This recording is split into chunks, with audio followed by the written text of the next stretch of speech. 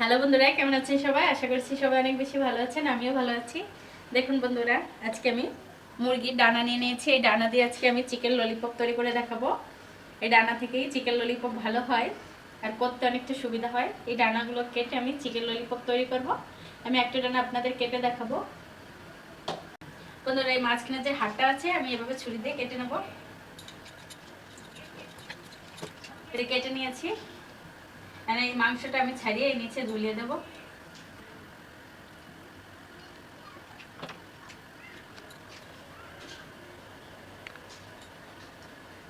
বন্ধুরা, একটা ললিপপ হয়ে গেছে। আর এখান থেকে আরেকটি করে নেব। এই অংশটা বাদ দিয়ে দেবো। বন্ধুরা, এই অংশে দুটি হাত থাকে, এখান থেকে আমি চিকন হাতটা বের করে নেব।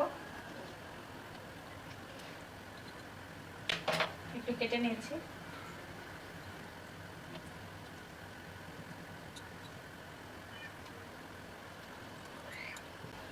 বন্ধুরা, আমি দেখুন এইভাবে দুটি কেটে নিয়েছি। এক সাইডের মাংসটা কেটে একটু ঝুলিয়ে দিলেই ললিপপ হয়ে যায়। আর এই পটকাটা বাদ দিয়ে দিয়েছি। এভাবে আমি সবগুলো ললিপপ করে নেব একই শেপে। আমি মুরগির ডানাগুলো কেটে আমি ললিপপ আকারে শেপ দিয়ে নিয়েছি। দেখুন বন্ধুরা, কতগুলো ললিপপ হয়েছে। এখন এগুলো আমি মশলা মেখে নেব। এখন দিয়ে দেবো স্বাদ মতো লবণ। যেহেতু আমার বেশ অনেকগুলো ললিপপ হয়েছে, এজন্য লবণ একটু বেশি পরিমাণে দিয়েছি। এখন দিয়ে দেবো একটু মরিচের গুঁড়া। এখন দিয়ে দেবো গোলমরিচ গুঁড়া। এখন দিয়ে দেবো সয়া সস 2-4 চামচ পরিমাণ। এখন দিয়ে দেবো আদা রসুন বাটা। এখন হাত দিয়ে মশলাগুলো আগে মেখে নেব। এখন দিয়ে দেবো 2-4 চামচ পরিমাণ কর্নফ্লাওয়ার। আর দেবো 2-4 চামচ ময়দা। শুকনো উপকরণগুলো আমি হাত দিয়ে ভালো করে মেখে নেব। এখন আমি ঢাকনা দিয়ে ঢেকে রাখবো। এবার আধা ঘন্টার জন্য আপনাদের হাতে সময় থাকলে রেখে দেবে, তা নাহলে 10-15 মিনিটেও ভেজে নেওয়া যায়। একটা বাটি নিয়ে নিয়েছি। এখন একটা ব্যাটার তৈরি করে নেব।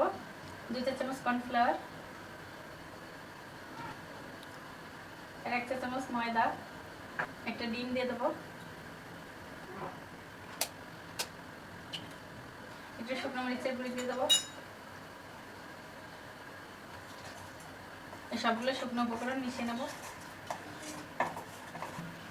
বন্ধুরা, আমি সামনে একটু রেড ফুড কালার দিয়ে দেবো, তাহলে অনেকটা লাল লাল দেখা যাবে, একদম দোকানের মতো।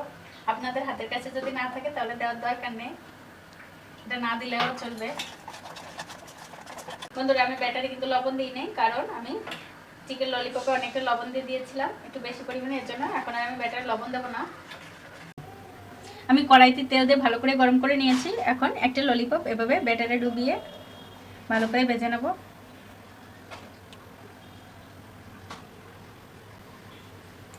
এভাবে একটা একটা করে ভেজে নেব। মিডিয়াম আঁচে ভাজতে হবে, তাহলে সুন্দর মতো সিদ্ধ হবে। এভাবে একটা একটা করে আমি সবগুলো ভেজে নেব।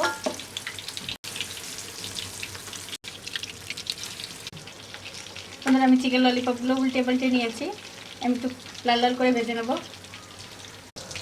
আমি ললিপপগুলো ভালো করে ভেজে নিয়েছি, এখন নামিয়ে নেব। এভাবে সবগুলো ললিপপ ভেজে নেব।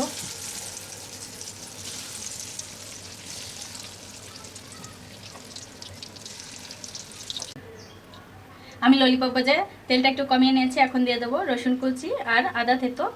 এখন পাকোড়ায় আমি একটু মশলাটা করে নেব। এখন দেবো পেঁয়াজ কুচি। আপনারা কিন্তু এই পর্যায়েও পাকোড়া হিসেবে খেয়ে নিতে পারেন। এখন দিয়ে দেবো টমেটো সস আর দিয়ে দেবো সয়া সস। আমি লবণ দেবো না, যেহেতু সসে লবণ থাকে। সসটা দিয়ে পেঁয়াজটা একটু ভেজে নিয়েছি। এখন দিয়ে দেবো একটু জল। এখন ললিপপগুলো এই সসের মধ্যে মাখিয়ে নেব।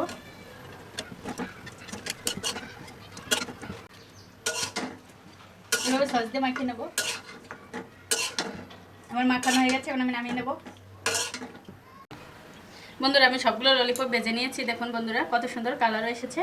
আর ললিপপগুলো দেখতে একদম রেস্টুরেন্টের মতনই হয়েছে। আর এগুলো কিন্তু ঘরে তৈরি করে খুব সহজে বাচ্চাদের দিতে পারেন। আর আপনারাও কিন্তু মাঝে মধ্যে রেস্টুরেন্টের খাবার ঘরে বসে খেতে পারেন, খেতে কিন্তু খুবই টেস্টি হয়। আমি একটা খেয়ে দেখি টেস্টটা কেমন হলো। দেখুন বন্ধুরা, ভিতরটা কত সুন্দরভাবে সিদ্ধ হয়েছে আর মুসমুস করছে, খেতেও কিন্তু অসম্ভব মজা হয়েছে। আর আপনাদের যদি আমার ভিডিওগুলো ভালো লেগে থাকে তাহলে পেজটাকে ফলো করবেন, সেই সঙ্গে লাইক কমেন্ট শেয়ার করবেন।